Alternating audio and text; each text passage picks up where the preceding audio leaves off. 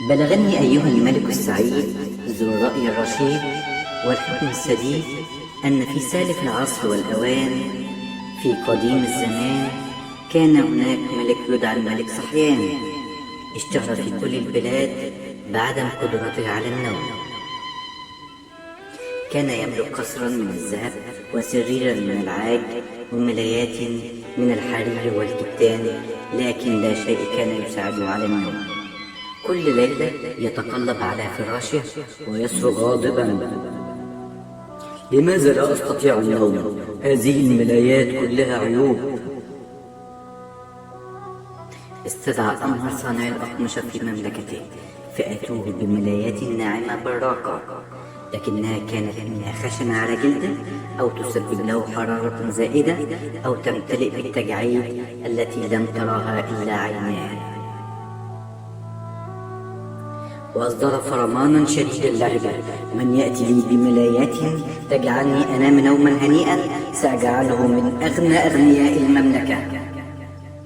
وذات يوم دخل عليه حكيم عجوز كان قد طاف البلاد وعرف أسرار الأقمشة والأنسجة، فانحنى للملك وقال: مولاي، لقد وجدت لك الحل في أرض مصر العربية، حيث ينبت القطن كأنه حرير من الجنة.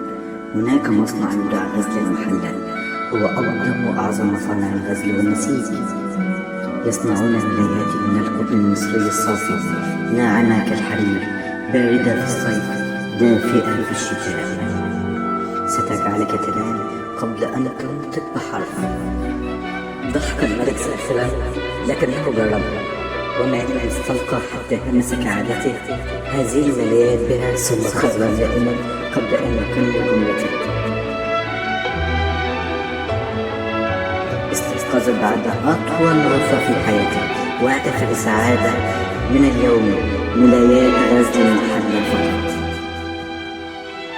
وتحولت مملكته إلى مكان يعد بالسعادة بعدما انتشرت ملايات غزل المحلى في كل البيوت، وأصبح الناس ينعمون بنوم هادئ كما لم يفعلوا من قبل. غزل المحلى حكاية لا تنتهي